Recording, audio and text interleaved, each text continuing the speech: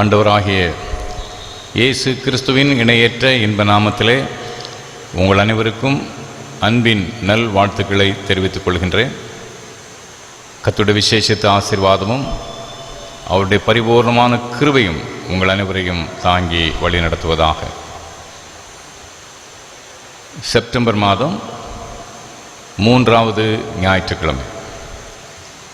இந்த நாளிலும் மைமை தொலைக்காட்சி வழியாக, இணையதளங்கள் வழியாக இந்த ஆராதனையிலே பங்கு பெறுகின்ற உங்கள் அனைவரையும் கர்த்தர் ஆசீர்வதிப்பாராக. இந்த ஆராதனைக்கு ஆரம்பமாக நாம் யாவரும் ஜெபம் செய்வோம். ஜெபம் பண்ண கடவோம்.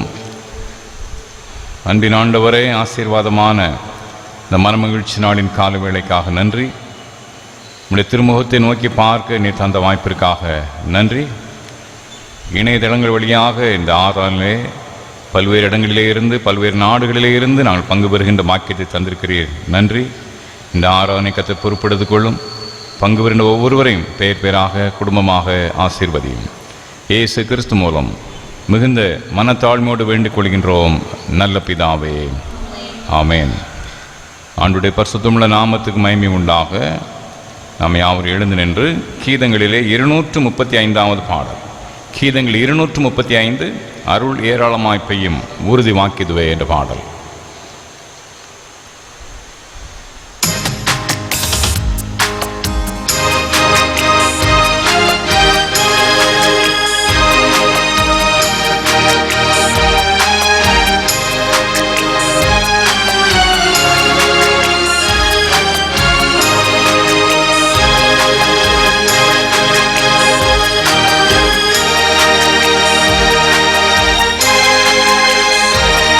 Amen.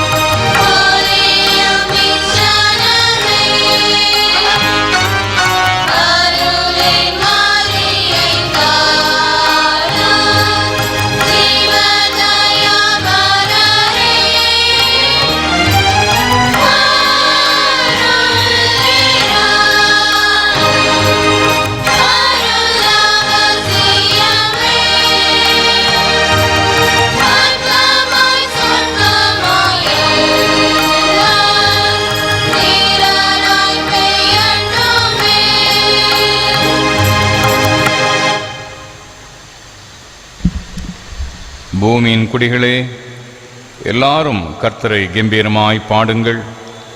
மகிழ்ச்சியோடே கர்த்தருக்கு ஆராதனை செய்து ஆனந்த சத்தத்தோடே அவர் சந்நிதி முன் வாருங்கள். கர்த்தருக்கு புதுப்பாட்டை பாடுங்கள். அவர் அதிசயங்களை செய்திருக்கிறார். அவருடைய வலதுகரமும் அவருடைய பரிசுத்த புயமும் இரட்சிப்பை உண்டாக்கினது.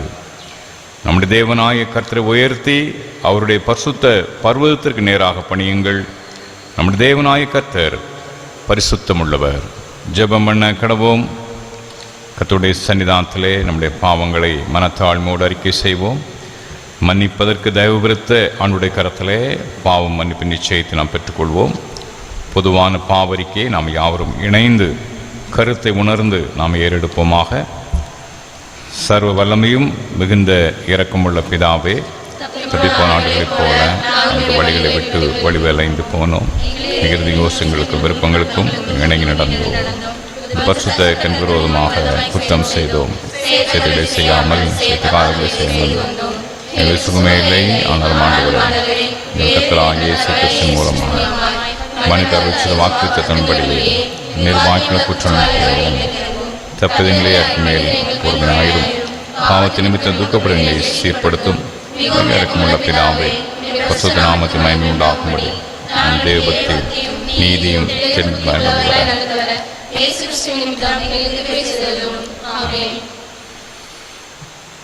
நம்முடைய கர்த்தராகிய இயேசு கிறிஸ்துவின் பிதாவாயிருக்கிற சர்வவல்லமையுள்ள கடவுள் பாவியின் மரணத்தை விரும்பாமல் அவன் தன் பாவத்தை விட்டு திரும்பி பிழைப்பதை விரும்பி பாவத்தை நிமித்தம் துக்கப்படுகின்ற தம்முடைய ஜனத்திற்கு பாவ விமோசனத்தை மன்னிப்பையும் கூறி அறிவிக்க தம்முடைய பணிவிடைக்காரருக்கு அதிகாரத்தையும் கட்டளை அருளி செய்திருக்கிறார்.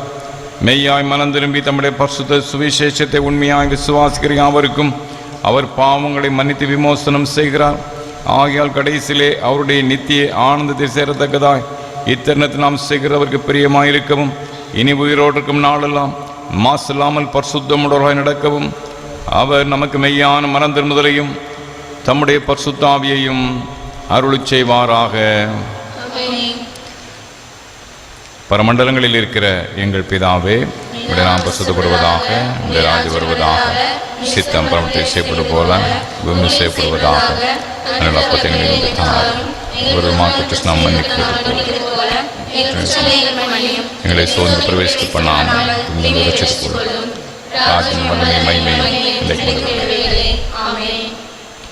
ஆண்டவரே, எங்கள் உதடுகளை திறந்தருளும். தேவனே, எங்களை ரட்சிக்க விரைவாய் வாரும். பிதாவுக்கும் குமாரனுக்கும் பரிசுத்த ஆவிக்கும் மகிமை உண்டாவதாக. கர்த்தரை துதியுங்கள்.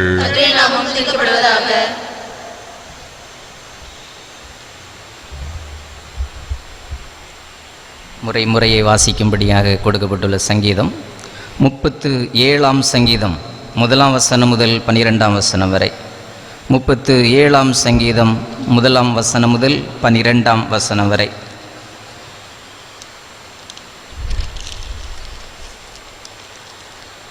பொல்லாதவர்களை குறித்து எரிச்சல் அடையாதே, நியாயக்கேடு செய்கிறவர்கள் மேல் பொறாமை கொள்ளாதே. அவர்கள் புல்லை போல் சீக்கிரமாய் அறுப்புண்டு பசும் பூண்டை போல் வாடி போவார்கள். கர்த்தரை நம்பி நன்மை செய், தேசத்தில் குடியிருந்து சத்தியத்தை மேய்ந்து கொள். கர்த்தரிடத்தில் மனமகிழ்ச்சியாயிரு, அவர் உன் இதயத்தின் வேண்டுதல்களை உனக்கு அருள் செய்வார். உன் வழியை கர்த்தருக்கு ஒப்புவித்து அவர் மேல் நம்பிக்கையாயிரு, அவரே காரியத்தை வாய்க்க பண்ணுவார். உன் நீதியை வெளிச்சத்தை போலவும் உன் நியாயத்தை பட்ட பகலை போலவும் விளங்க பண்ணுவார். கர்த்தரை நோக்கி அமர்ந்து அவருக்கு காத்திரு, காரிய சித்தி உள்ளவன் மேலும் தீவினைகளை செய்கிற மனுஷன் மேலும் எரிச்சலாகாதே. கோபத்தை நெகிழ்ந்து உக்கிரத்தை விட்டுவிடு, பொல்லாப்பு செய்ய ஏதுவான எரிச்சல் உனக்கு வேண்டாம். பொல்லாதவர்கள் அறுப்புண்டு போவார்கள், கர்த்தருக்கு காத்திருக்கிறவர்களோ பூமியை சுதந்திரித்துக் கொள்வார்கள். இன்னும் கொஞ்சம் நேரம்தான், அப்போது துன்மார்க்கன் இரான். அவன் ஸ்தானத்தை உற்று விசாரித்தாயானால் அவன் இல்லை. சாந்த குணமுள்ளவர்கள் பூமியை சுதந்திரித்து மிகுந்த சமாதானத்தினால் மனமகிழ்ச்சியாயிருப்பார்கள். துன்மார்க்கன் நீதிமானுக்கு விரோதமாய் தீங்கு நினைத்து அவன் பேரில் பற்கடிக்கிறான்.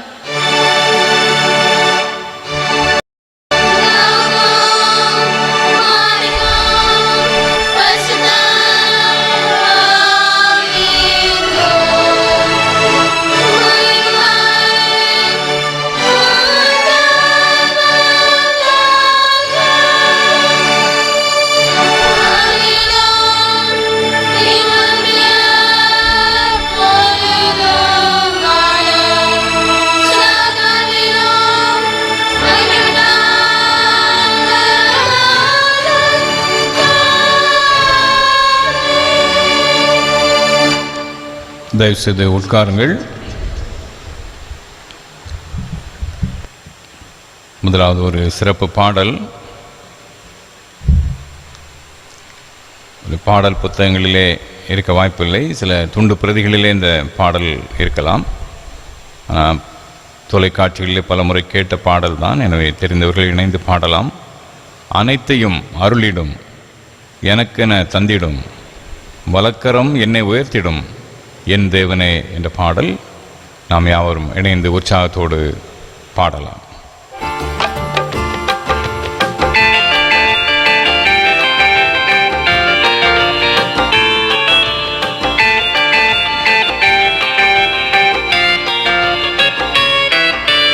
அனைத்தையும் அருளிடும், எனக்கென தந்திடும், வலக்கரம் என்னை உயர்த்திடும் என் தேவனே. அனைத்தையும் அருளிடும், எனக்கென தந்திடும், வலக்கரம் என்னை உயர்த்திடும் என் தேவனே. யெகோவா ஈரே, யெகோவா ஈரே, யெகோவா ஈரே, யெகோவா ஈரே. புல்லுள்ள இடங்களில் எந்தனை நித்தமும் சுகமாய் நடத்திடும், ஆத்துமாவை தினம் தேற்றிடும் என் தேவனே. புல்லுள்ள இடங்களில் எந்தனை நித்தமும் சுகமாய் நடத்திடும், ஆத்துமாவை தினம் தேற்றிடும் என் தேவனே. யெகோவா ஈரே, யெகோவா ஈரே, யெகோவா ஈரே, யெகோவா ஈரே. செட்டையின் நிழலில் அடைக்கலும், தீங்குகள் நேராமல் காத்திடும், கழுகினை போல் என்னை சுமந்திடும் என் தேவனே. செட்டையின் நிழலில் அடைக்கலும், தீங்குகள் நேராமல் காத்திடும், கழுகினை போல் என்னை சுமந்திடும் என் தேவனே. யெகோவா ஈரே, யெகோவா ஈரே, யெகோவா ஈரே, யெகோவா ஈரே. சிலுவையில் எந்தன் நோய்களை சுமந்தீர் உந்தன் சரீரத்தில், அன்றே நான் சுகமானேனே என் தேவனே. சிலுவையில் எந்தன் நோய்களை சுமந்தீர் உந்தன் சரீரத்தில், அன்றே நான் சுகமானேனே என் தேவனே. யெகோவா ஈரே, யெகோவா ஈரே, யெகோவா ஈரே, யெகோவா ஈரே. தேவனால் பிறந்தவன் எவனுமே உலகத்தை ஜெயிப்பவன் என்றுமே, மலைகளையும் பதராக்குவே என் தேவனே. தேவனால் பிறந்தவன் எவனுமே உலகத்தை ஜெயிப்பவன் என்றுமே, மலைகளையும் பதராக்குவே என் தேவனே. யெகோவா ஈரே, யெகோவா ஈரே, யெகோவா ஈரே, யெகோவா ஈரே. அனைத்தையும் அருளிடும், எனக்கென தந்திடும், வலக்கரம் என்னை உயர்த்திடும் என் தேவனே. அனைத்தையும் அருளிடும், எனக்கென தந்திடும், வலக்கரம் என்னை உயர்த்திடும் என் தேவனே. யெகோவா ஈரே, யெகோவா ஈரே, யெகோவா ஈரே, யெகோவா ஈரே, யெகோவா ஈரே, யெகோவா ஈரே. தொடர்ந்து திருமறை பகுதி வாசிக்க கேட்போம்.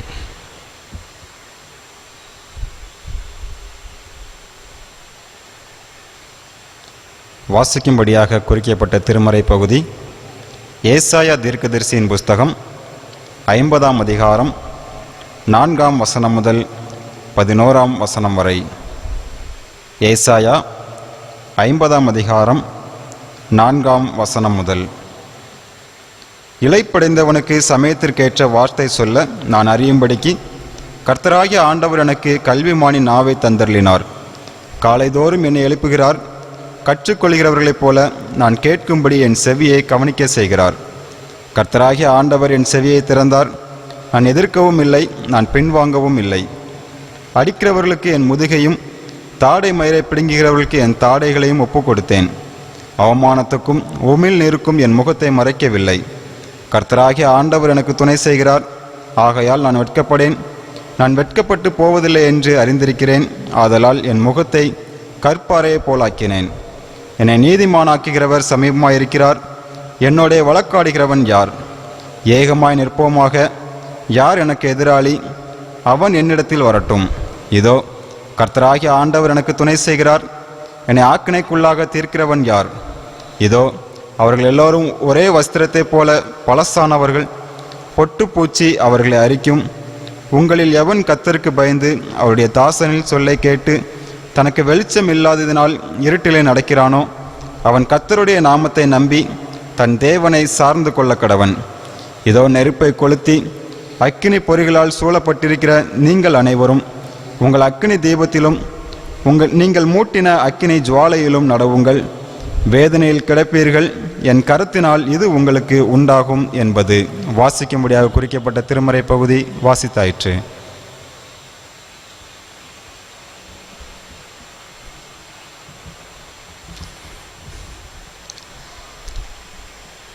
தொடர்ந்து நாம் மற்றொரு கீர்த்தனை பாடலாம்.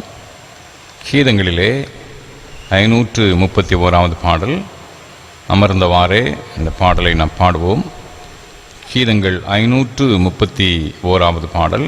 கீர்த்தனைகளிலே 229, கிறிஸ்தவ கீர்த்தனை 229. கிஞ்சிதமும் நெஞ்சே அஞ்சிடாதே, நல்ல கேடகத்தை பிடினி, விசுவாச கேடகத்தை பிடினி என்ற பாடல்.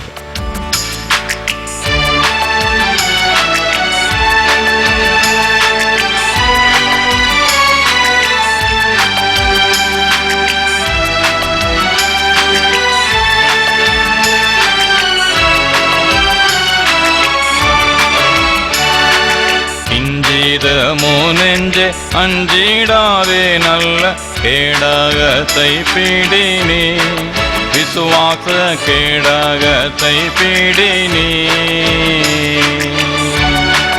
வஞ்சனையாகவே பேயெதிர்த்துந்தனை வன்னி கணைதோடு செய்கின்ற வேளையில் நெஞ்சில் படாமல் தடுக்க அது நல்ல நிச்சயமான பரிசை அறிந்து நீ. இஞ்சிதமோ நெஞ்சே அஞ்சிடாதே, நல்ல கேடகத்தை பிடினி, விசுவாச கேடகத்தை பிடினி. பாவத்தை வெறுக்க ஆபத்தை சகிக்க பக்தியில் தெளிக்கவோ, நித்ய ஜீவனை பிடிக்க லோகத்தை ஜெயிக்க திறமை அளிக்கவோ. சாவே உன் கூரங்கே, பாதாளமே உன் ஜெயமங்கே என்று நீ கூவி களிக்கவோ. தேவன் உகந்துன்னை தான் அங்கீகரிக்க செய்யாவோமே அது திவ்யனல் ஆயுதம். இஞ்சிதமோ நெஞ்சே அஞ்சிடாதே, நல்ல கேடகத்தை பிடினி, விசுவாச கேடகத்தை பிடினி. பண்டையரந்த பரிசையினாலல்லோ கண்டடைந்தார் பேரு, நல்ல தொண்டன் ஆபேல் மூத தான வைதிகாரை தொகுத்து வெவ்வேறு. வெண்டூரைக்கில் பெருகும் தீ அணைத்ததும் வீரியா சிங்கத்தின் வாயை அடைத்ததோ கண்டிதமாய் வெற்றி கொண்டதுமாம் பல காரியங்களையும் பாரிது மாஜயோ பிஞ்சிதமோ நெஞ்ச அஞ்சிடாதே நல்ல கேடகத்தை பிடினே விசுவாச கேடகத்தை பிடினே ஊற்றமுடன் இப்பரிசை பிடித்திட உன் செயல் மாப்பேதோ அதின் தோற்றமும் முடிவும் இயேசுபரன் செயல் துணையவர் பாதோ ஏற்று அரவணைக்கவே பணிவாக இறந்து மன்றாடி அவர் மூலமாக ஆற்றல் செய்தேற்றர வாழி பரிசுத்த ஆவி உதவியை மேவி அடைந்து நீ இஞ்சிதமோ நெஞ்ச அஞ்சிடாதே நல்ல கேடகத்தை பிடினே விசுவாச கேடகத்தை பிடினே இஞ்சிதமோ நெஞ்சே அஞ்சிடாதே நல்ல கேடகத்தை பிடினே விசுவாச கேடகத்தை பிடினே.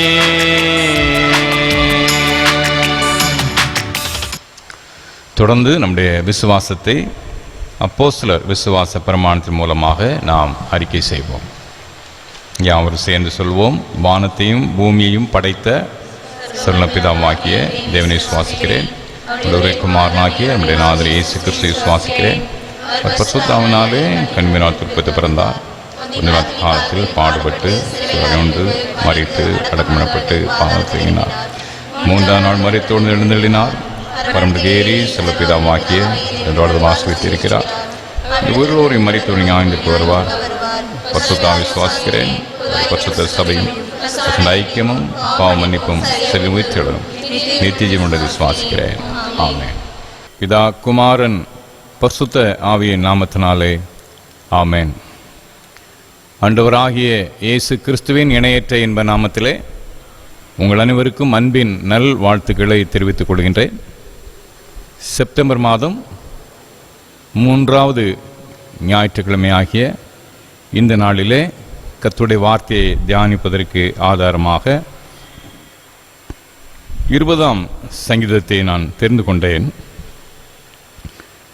குறிப்பாக 4ஆம் வசனத்தை முதலாவது நான் வாசிக்க விரும்புகின்றேன். அவர் உமது மன விருப்பத்தின்படி உமக்கு தந்தருளி உமது ஆலோசனைகளெல்லாம் நிறைவேற்றுவாராக. கர்த்தர் உமது மன விருப்பத்தின்படி உமக்கு தந்தருளி உமது ஆலோசனைகளெல்லாம் நிறைவேற்றுவாராக. நம்ம எல்லாருக்கும் ரொம்ப பிடித்தமான அருமையான ஒரு வசனம், நல்ல ஒரு வாக்குத்தத்த வசனம். நம்முடைய மன விருப்பத்தை எல்லாம் ஆண்டவர் நிறைவேற்றுவார்.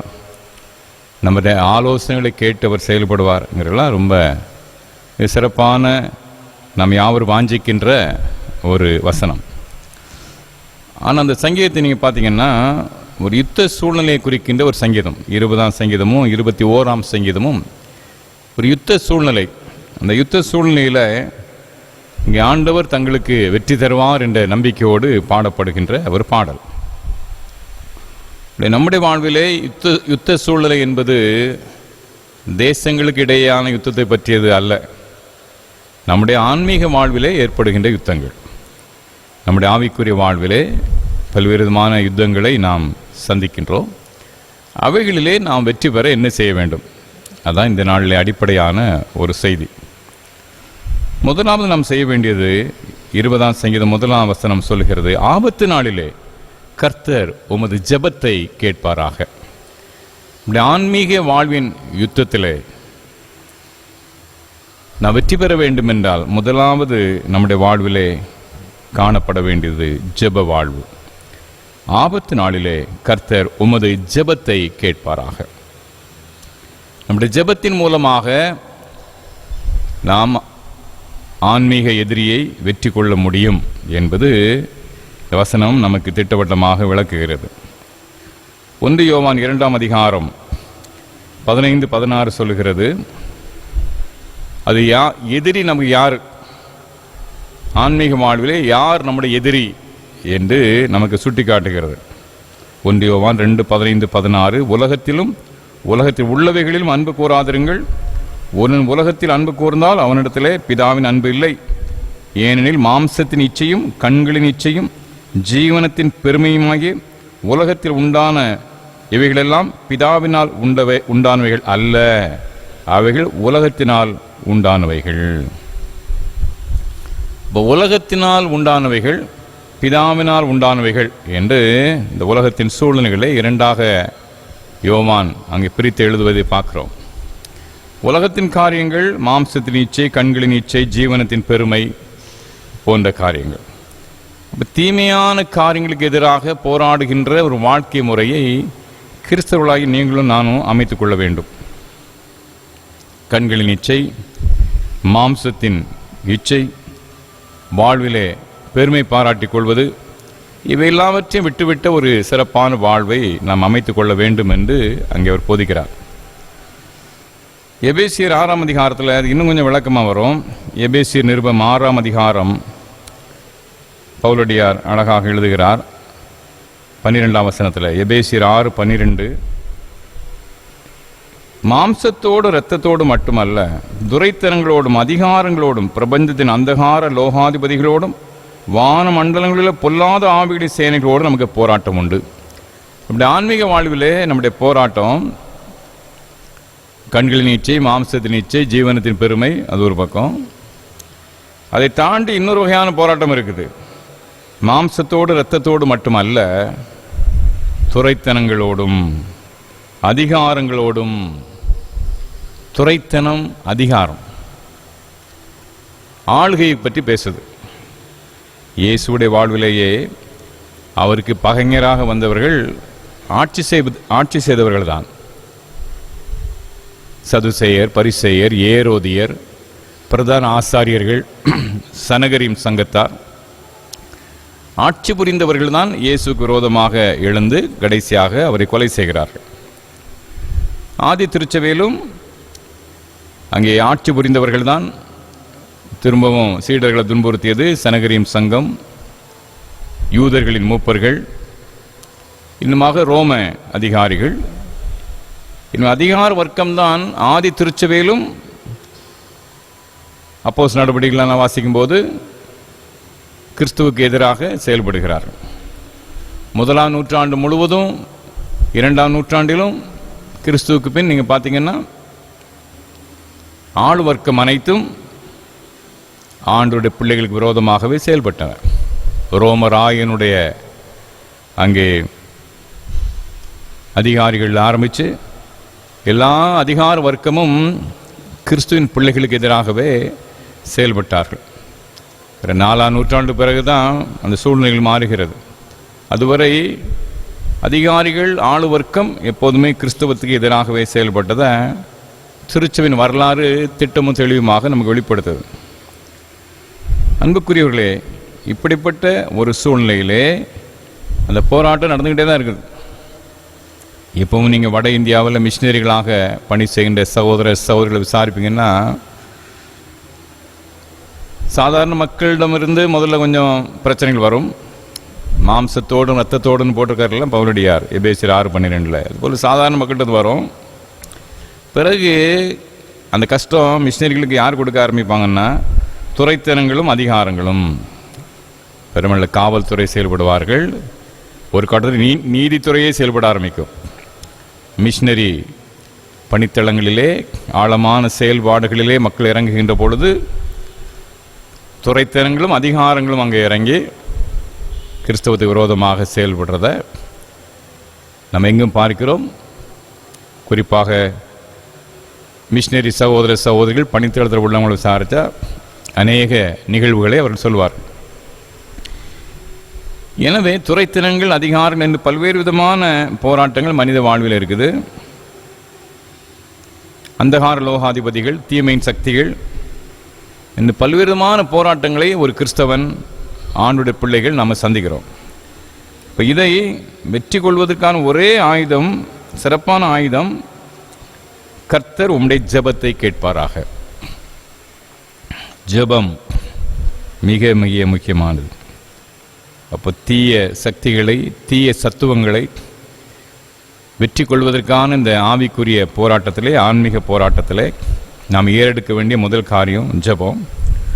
அதில் நாம் பயன்படுத்துகின்ற ஆயுதம் 17ஆம் 18ஆம் வசனத்தில், அதே எபேசியர் 6 அதிகாரத்தில் நீங்கள் பார்த்தீங்கன்னா, இரட்சணியம் என்னும் தலை சீராவையும் தேவ வசனமாகிய ஆவியின் பட்டயத்தை எடுத்துக்கொள்ளுங்கள். இந்த பவுலடியார் எபேசியர் 6 அதிகாரத்தில் அந்தகார லோகாதிபதிகள், வானமண்டலத்தின் சேனைகள், துரைத்தனம், அதிகாரம், மாம்ச ரத்தம் போராடனாக்கி ஒரு பெரிய படைக்கலன் கொடுக்கிறார். எல்லாமே நம்மை தற்பாதுகாப்புக்காக தருகின்ற படைக்கலன்கள் தான். நீ பார்த்தீங்கன்னா தெரியும், ஏன்னா மார்க்கவசம், இடைக்கச்சை, பாதரட்சை, அதுன்ற எல்லாருக்கும் எல்லாமே தலை சீரா எல்லாம் பாதுகாக்கிறது. ஒன்றே ஒன்று தான் தாக்குறது. தாக்குறது இல்லாமல் யுத்தத்தை எப்படி நாம் திசை திருப்ப முடியும் இல்லையா? நாம் அடி வாங்கிக்கிட்டு அதில் காயப்படாம மட்டும் இருந்தால் போதுமா? யுத்தத்தை முடிக்கணும்ல. அப்போ நான் வெற்றி அடைய வேண்டும்.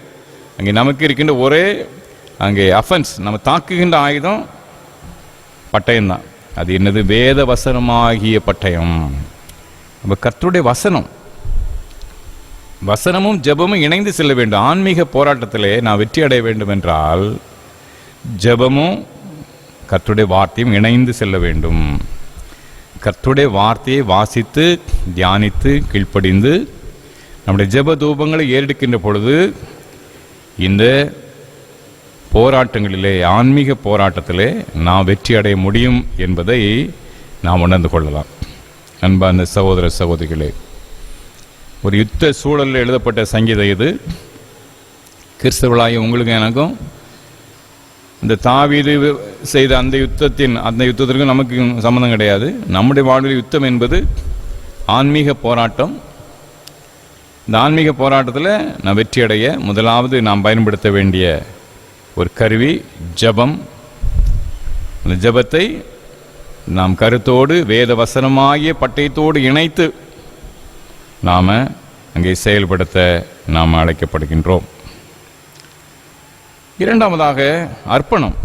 இந்த ஆன்மீக போராட்டத்தில் நாம் வெற்றி அடைய வேண்டும் என்றால் அர்ப்பணம் அவசியம். பார்த்துக்கிடுங்க. 3ஆம் வசனம் சொல்லுகிறது, சங்கீதம் 20:3, நீர் செலுத்தும் காணிக்கைகளெல்லாம் அவர் நினைத்து உமது சர்வாங்க தகன பலியை பிரியமாக ஏற்றுக்கொள்வாராக. சர்வாங்க தகன பலி, சர்வ அங்கம் முழுமையாக தகனிக்கிறது. லேவியராம புத்தகத்தில் ஒரு 7-8 பலிகள் இருக்குது, பல்வேறு பலிகள். அதில் ஒரு பலி சர்வாங்க தகன பலி, முழுமையாக தகனித்து விடுவது. இங்கே அந்த பலியை தான் சொல்றார், சர்வாங்க தகன பலியை பிரியமாக ஏற்றுக்கொள்வாராக. அப்போ ஆண்டவர் நம்மை ஏற்றுக்கொள்ள வேண்டும் என்றால் முழுமையாக நம்மை நாம் அர்ப்பணிக்க அழைக்கப்படுறோம். அறகுறையா அல்ல. இந்த அர்ப்பணிப்பு அரைகுறையானதாக அல்ல, முழுமையானதாக இருக்கணும். என்னை ஜீவ பலியாய் ஒப்புவித்தேன், ஏற்றுக்கொள்ளும் இயேசுவே. அழகான ஒரு கீர்த்தனை பாடல். அர்ப்பணித்தேன் என்னை முற்றிலுமார் அற்புதநாதாவும் கரத்தில். அருமையான ஒரு கன்வென்ஷன் பாடல். நம்ம முழுமையாக அர்ப்பணிப்பதை வலியுறுத்துகின்ற அருமையான பாடல்கள் இவைகள். அன்புக்குரியவர்களே, நம்மை அர்ப்பணிக்காத ஜெபம் வீண். அலங்கார வார்த்தைகளாலே ஜெபிக்கலாம். உணர்ச்சி வசப்படுத்துகின்ற அளவிலே அங்கே பெரிய சிறப்பான முறையில் ஜெபதூபங்களை ஏறெடுக்கலாம். ஆனால் நம்மை அர்ப்பணிக்காத ஜெபம் வீணானது. இங்கே ஜெபத்துக்கு அடுத்த குறிப்பாக தர்றது சர்வாங்க தகன பலி. அன்புக்குரியவர்களே, ஆன்மீக யுத்தத்திலே, ஆன்மீக போராட்டத்திலே நான் வெற்றி அடைய வேண்டும் என்றால் முதலாவது வேத வசனத்தோடு கூடிய ஜெபம் நமக்கு அவசியமானது. இரண்டாவதாக நம்மை முழுமையாக அர்ப்பணிப்பது அவசியமானது. அர்ப்பணிப்பை பற்றி சொல்லும்போது ஒரு நிகழ்வை நான் சமீபத்திலே தொலைக்காட்சியிலே பார்த்தேன். ஒரு சபையில் ஒரு சகோதரர் சாட்சி சொல்கிறார். ஒரு தனிப்பட்ட நபர் நடத்துகின்ற ஒரு சபை.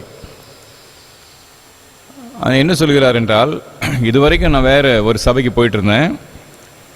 அதேமாதிரி ஏதாவது ஒரு மெயின்லைன் சர்ச்சுக்கு போயிருப்பார்னு நினைக்கிறேன். சிஎஸ்ஐஎல், கேத்தலிக், லூத்ரன், இப்படி ஏதாவது மெயின்லைன் சர்ச்சுக்கு போயிருப்பார். இப்போ ஒரு தனிப்பட்ட நபர் நடத்துகின்ற ஒரு சபை, அதுக்கு போகிறார். அவர் சொல்கிறாரு, இதுக்கு முன்னால் நான் ஒரு சபைக்கு போயிட்டு இருந்தேன். அங்கே இருக்கும் வரை எனக்கு குற்ற உணர்வை ஏற்படுத்தி கொண்டே இருந்தார்கள். நீ திருந்தணும் திருந்தணும் திருந்தணும், நீ பாவம் செய்கிறாய், இந்த குற்ற உணர்வை ஏற்படுத்தி கொண்டிருந்தார்கள். இந்த சபைக்கு வந்த பிற்பாடு இல்லை, நீ ஆண்டோடைய பிள்ளை என்ற உணர்வை எனக்கு ஏற்படுத்தி இருக்கிறாங்க. நீ ஆண்டோருடைய பிள்ளை என்ற உணர்வை எனக்கு ஏற்படுத்திட்டாங்க.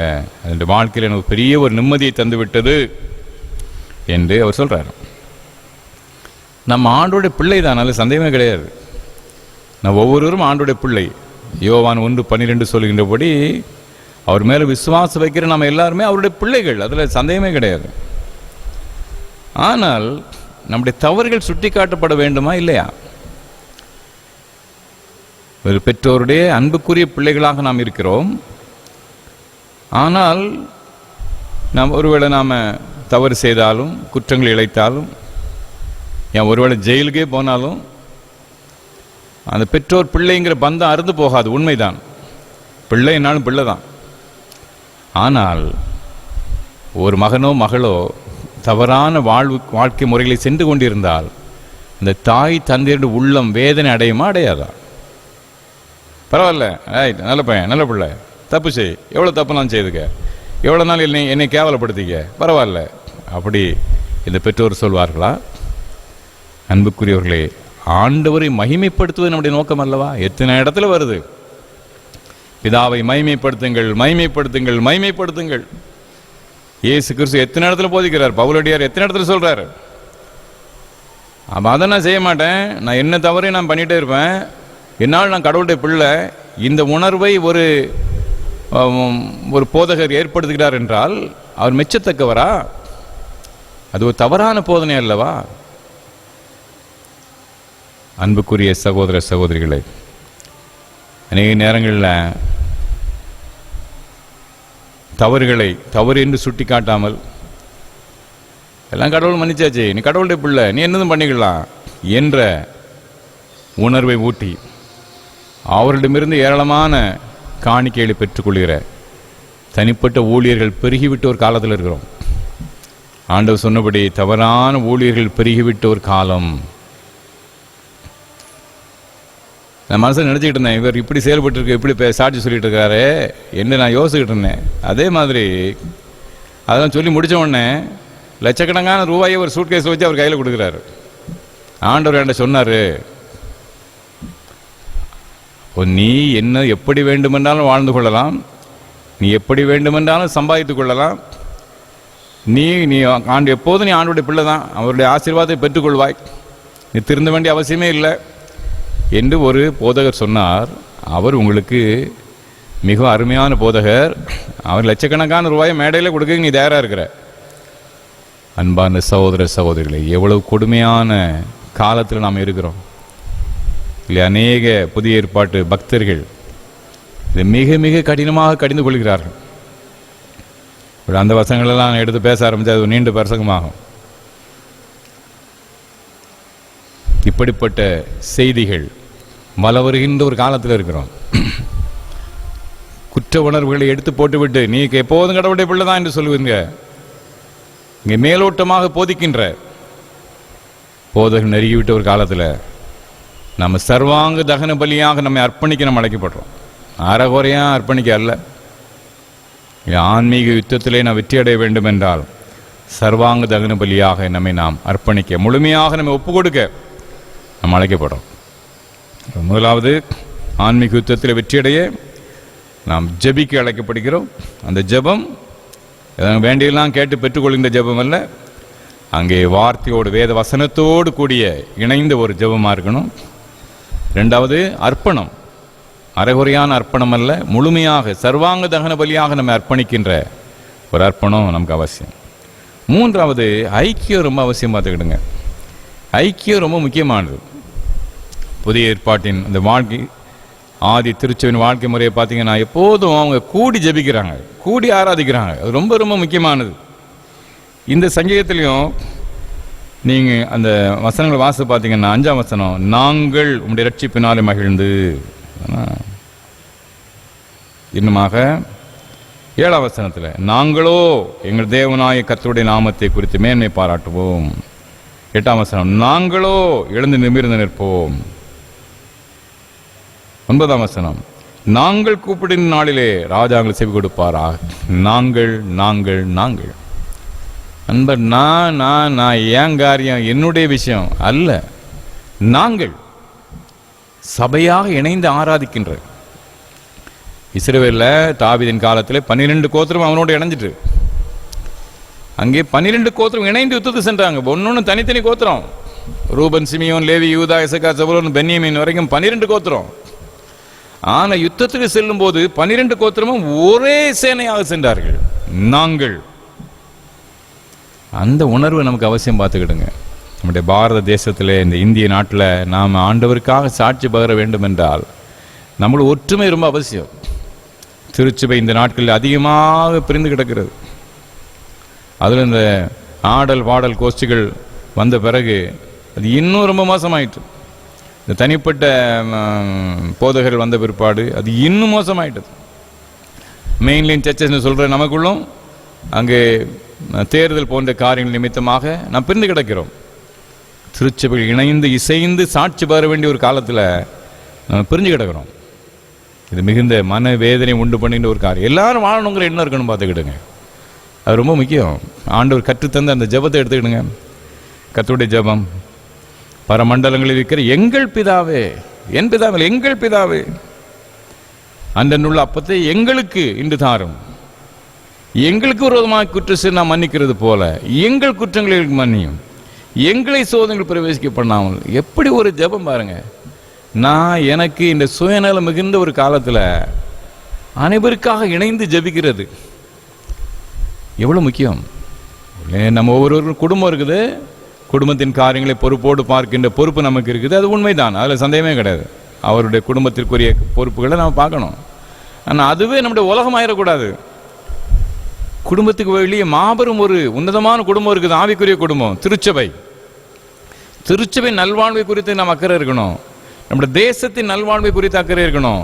சொல்ல வேண்டும் என்றால் உலகம் முழுமைக்கான ஒரு அக்கறை நமக்கு இருக்கணும். பார்த்துக்கிடுங்க. இந்த COVID-19, இந்த கொரோனா தொற்று நோய் அதைத்தான் உணர்த்துது. முழு உலகமும் அங்கே இணைஞ்சு போராடுது. ஒருத்தர் கண்டுபிடிப்பை இன்னொருத்தரோடு பகிர்ந்து கொள்கிறாங்க, அவருடைய கண்டுபிடிப்பை இன்னொருவோடு பகிர்ந்து கொள்கிறார்கள். எப்படியாவது தொற்றிலிருந்து மனுஷன் வெளியே வரணுங்கிறதுக்காக ஒரு நாடு இன்னும் ஒவ்வொரு நாடுகளும் தங்களுடைய காரியங்களை ரகசியம் அமைக்காமல் ஒருவரோடு ஒரு பகிர்ந்து கொண்டு இந்த கொரோனா தொற்று நோய்க்கு எதிராக ஒரு போராட்டத்தை நடத்திக்கிட்டு இருக்கிறாங்க. இது இந்த தொற்று நோய் காலம் மட்டும் இல்லை, எப்பொழுதும் இருக்கணும். எல்லா நாடும் வாழணுங்கிற அந்த ஒரு பரந்த எண்ணம் இருக்கணும். பார்த்துக்கிடுங்க. நம்முடைய வாழ்வில் அது அவசியம். இந்த நாளிலே திருநெல்வேலி டயசிஸில் உள்ள அந்த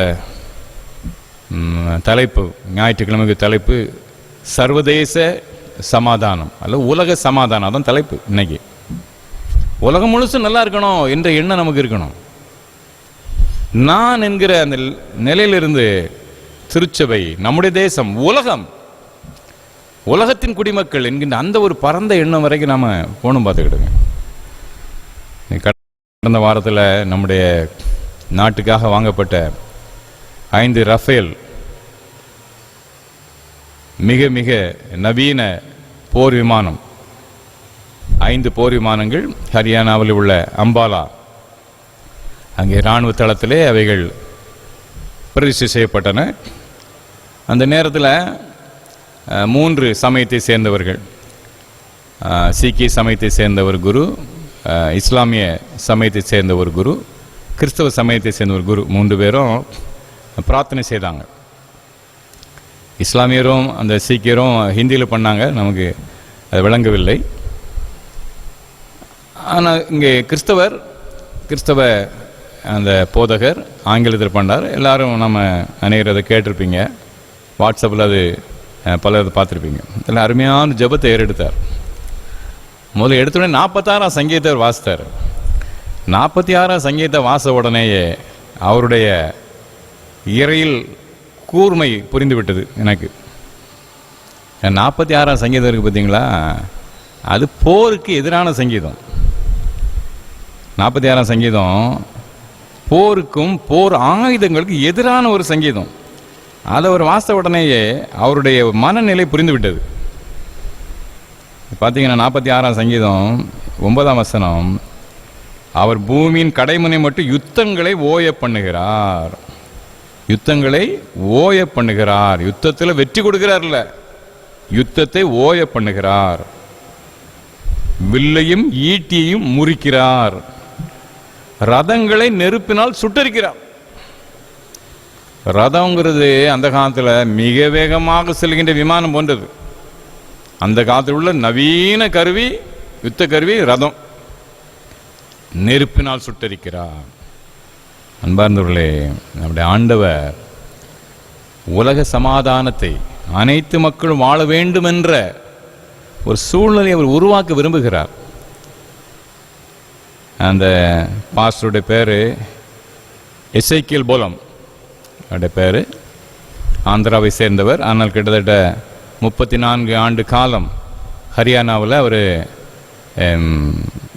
சபைகளிலே அவர் பணி செய்து கொண்டிருக்கிறார். அவருடைய அந்த ட்ரெஸ்ஸை பார்த்து ஒரு சிஎன்ஐ போதகர் என்று நானே நினச்சிக்கலாம். சிஎஸ்ஐ பாஸ்டர் மாதிரி ட்ரெஸ் பண்ணியிருக்காரு என்று. ஆனால் அவர் பக்சிங் என்று சொல்லுவார்கள், பக்சிங் குரூப் அப்படின்னு சொல்லுவாங்க.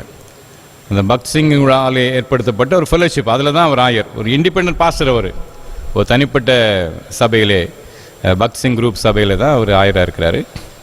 உள்ள ஒரு ஆயருக்குரிய ஐடென்டிட்டிக்காக அவர் தன்னுடைய நண்பர்கிட்ட வந்து அங்கேயெல்லாம் வாங்கி போட்டிருக்காரு.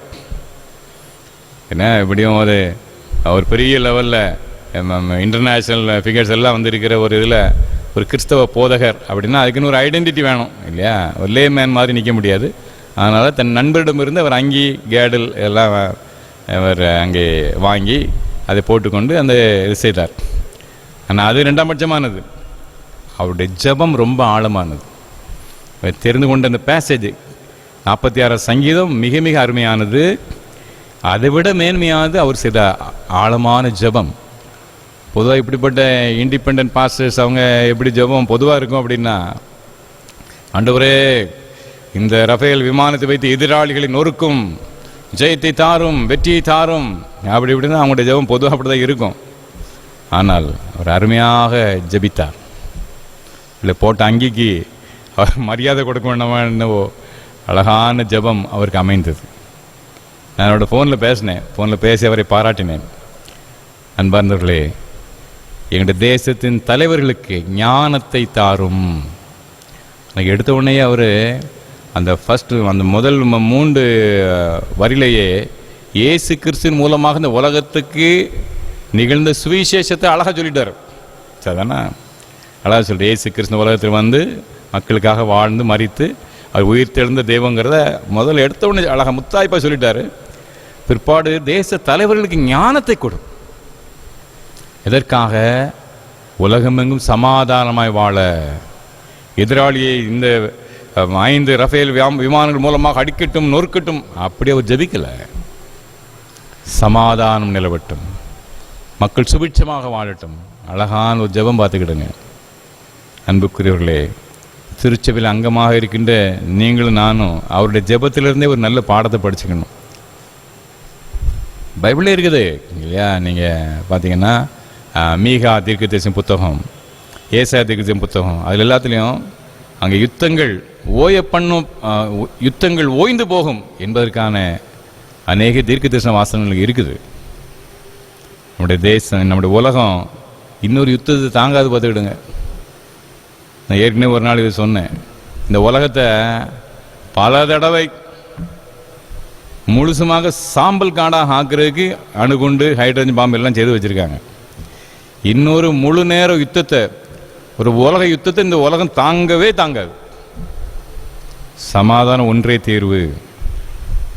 சமாதானத்திற்காக சர்வதேச சமாதானம் என்று இந்த நாளிலே சிந்திக்க வேண்டிய பொருள்.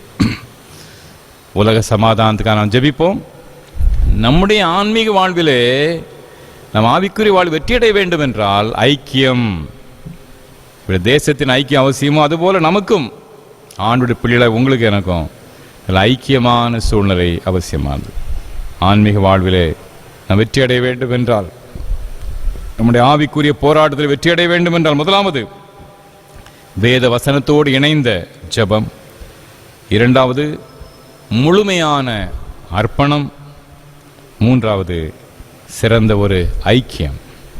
கடைசி ஒரு வசனத்தை வாசனம் முடிகிற 20ஆம் சங்கீதத்தில் 7ஆம் 8ஆம் வசனங்கள், சில ரதங்களை குறித்து குதிரைகளை குறித்து மேன்மை பாராட்டுகிறார்கள், நான் தேவனாய் கர்த்தருடைய நாமத்தை குறித்து மேன்மை பாராட்டுவோம். அவர்கள் முறிந்து விழுந்தார்கள், நாங்களோ எழுந்து நிமிர்ந்து நிற்கிறோம். என்ன நம்பிக்கை பாருங்க! யுத்தம் முடிந்து விட்டது என்ற ஒரு நம்பிக்கை. அவர்கள் முறிந்து விழுந்தார்கள், நாங்கள் நிமிர்ந்து நிற்கிறோம். யுத்தம் ஆரம்பிக்கும் போதே யுத்தம் முடிந்து விட்டது என்ற ஒரு நம்பிக்கை. அன்பார்ந்தவர்களே, நம்முடைய வாழ்க்கையில் அந்த நம்பிக்கை அவசியம். ஆன்மீக வாழ்விலே வெற்றி நம்முடையது. ஆன்மீக வாழ்விலே நாம் தோல்வி அடைய போவது இல்லை. அந்த நம்பிக்கை ஒவ்வொருவருக்கும் அவசியமானது. அவர்கள் முறிந்து விழுந்தார்கள், நாங்கள் எழுந்து நிற்கிறோம். ஆன்மீக வாழ்வின் போராட்டத்தில் கர்த்தருடைய கிருபை நம்மை தாங்குவதாக. ஆண்டவராகிய இயேசு கிறிஸ்து இந்த உலகத்திலே மகிமைப்படுத்துகின்ற பாத்திரங்களாக நாம் வாழ நாம் ஒப்பு கொடுப்போம். எல்லாம் மேலான ஈவுகளை கர்த்தருடைய கரத்தில் நாம் சுதந்திரித்துக் கொள்வோம். நினைப்பதற்கு வேண்டிக் கொள்வதற்கும் அதிகமான நன்மைகளை ஆண்டவர் உங்களுடைய வாழ்வில் சம்பூர்ணப்படுத்துவாராக. உலக சமாதானத்துக்காக எப்போதும் ஜெபிங்க.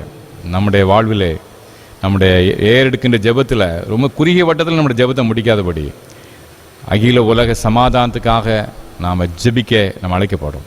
இன்னொரு உலக யுத்தத்தை உலகம் தாங்காது, சாம்பல் காடாகி போய்விடும். உலக சமாதானத்துக்காக மன்றாடுவோம். நம்முடைய திருச்சபையாக நாம் ஐக்கியம் கொள்வோம். ஐக்கியத்தில் நிலைத்திருந்து இணைந்து செயலாற்றுவோம். இந்த பாரத தேசத்திலே நாம் கிறிஸ்துவின் நாமத்தை மகிமைப்படுத்தும் வண்ணமாக நாம் அவருக்கு சாட்சி பகர்வோம். அவனுடைய கிருபையினால் இரக்கத்தினால் நாள்தோறும் ஆண்டவர் தாமே உங்களை ஆதரித்து ஆசீர்வதிப்பாராக. ஆமேன், ஆமேன். தொடர்ந்து நம்மை நாம் அர்ப்பணிக்கும் வண்ணமாக துங்கனில் ஒதுங்குவோன் பங்கமின்றி தங்குவான் என்ற பாடலை நாம் யாவரும் எழுந்து நின்று நாம் பாடுவோம். கீதங்களிலே 530வது பாடல், 200 ஆண்டு கீதங்கள் 530, கிறிஸ்தவ கீர்த்தனைகள் 228, கீர்த்தனை 228, துங்கனில் ஒதுங்குவோன் பங்கமின்றி தங்குவான்.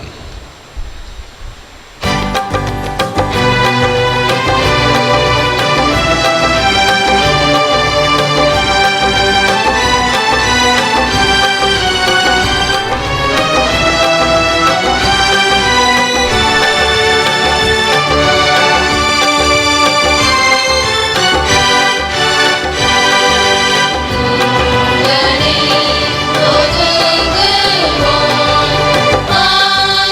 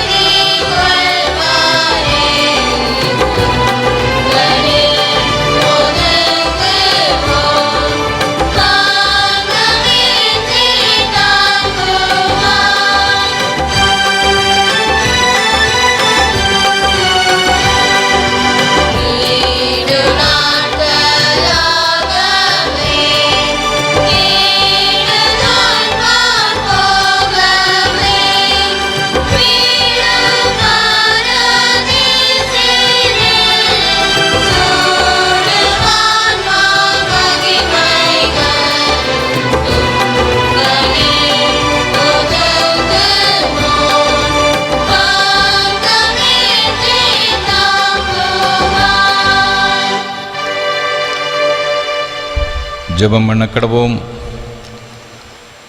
அன்பின் ஆண்டவரே, ஆசீர்வாதமான இந்த மனமகிழ்ச்சி நாளுக்காக உங்கள் நன்றி செலுத்துகின்றோம். இந்த கிருபையினால் உடைய இரக்கத்தினாலும் எங்களை நடத்தி வருகிறீர். உங்கள் ஸ்தோத்திரம். தேவாலயங்களிலே ஆண்டவரே ஒரு சில கட்டுப்பாடுகளோடு நாங்கள் உம்மை ஆராதிக்க நீங்கள் தந்திருக்கின்ற பாக்கியத்திற்காக நன்றி.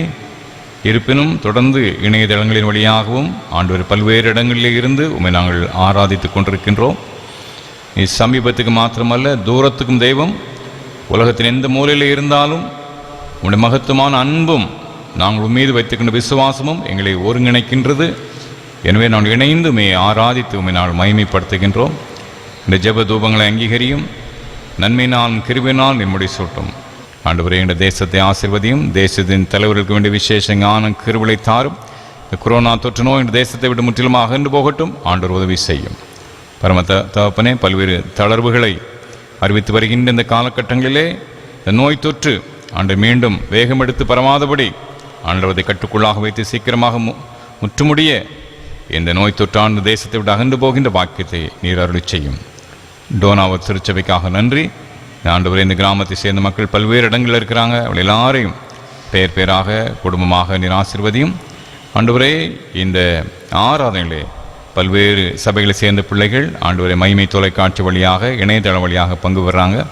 எல்லாரும் நீர் ஆசீர்வதி சுவாமி. தேவி நன்மலை பரிபூர்ணப்படுத்தி கொடுப்பீராக. எங்கள் சிறியோர் முதல் பெரியோர் வரை ஒவ்வொருவரையும் பேர் பேராக குடும்பமாக நீர் ஆசீர்வதியும். உன்னத நன்மை எங்கள் மீது நீர் சம்பூர்ணமாய் பொழிந்தெழும். நன்றியோடு நாடு என்றுமே சேவிக்கின்ற பாக்கியத்தை நீர் எங்களுக்கு தருவீராகும். தேவனை கர்த்தாவே, மீண்டுமாக உங்கள் நன்றி செலுத்துகிறோம் ஐயா, ஸ்தோத்திரம் செலுத்துகின்றோம். இந்த ஆறாளில் இணைந்து பங்கு பெற்ற ஒவ்வொருவரையும் பேர் பேராக சந்தியும். உங்களுடைய பிள்ளைகள் தன்னுடைய சொந்த தேவைகளுக்காக இந்த நாளில் ஏறெடுத்த ஜெபங்களையும் நீ அங்கீகரித்து ஏற்ற பலனை பெருக பண்ணும். எல்லா வருங்கால ஆசீர்வாதத்தை சம்பூர்ணப்படுத்தி கொடுப்பீராக. எங்கள் ஆண்டோர் மீட்பெருமாகிய இயேசு கிறிஸ்து மூலம் மிகுந்த மனத்தாழ்மோடு வேண்டிக் கொள்கின்றோம் நல்ல பிதாவே. தேவனுடைய இரக்கமுள்ள கிருபைக்கும் பராமரிப்பும் ஒப்புக் கொடுக்கிறோம். கர்த்தர் உங்களை ஆசீர்வதிக்காக கடவர். கர்த்தர் தம்முடைய முகத்தை உங்கள் மேல் பிரகாசிக்க பண்ணி உங்கள் மேல் கிருபையாக்க கடவர். கர்த்தர் தம்முடைய முகத்தை உங்கள் மேல் பிரசன்னமாக்கி இப்பொழுதும் எப்பொழுதும் சமாதானம், சந்தோஷம், நீடிய சுக வாழ்வு கட்டளையிட கடவர்.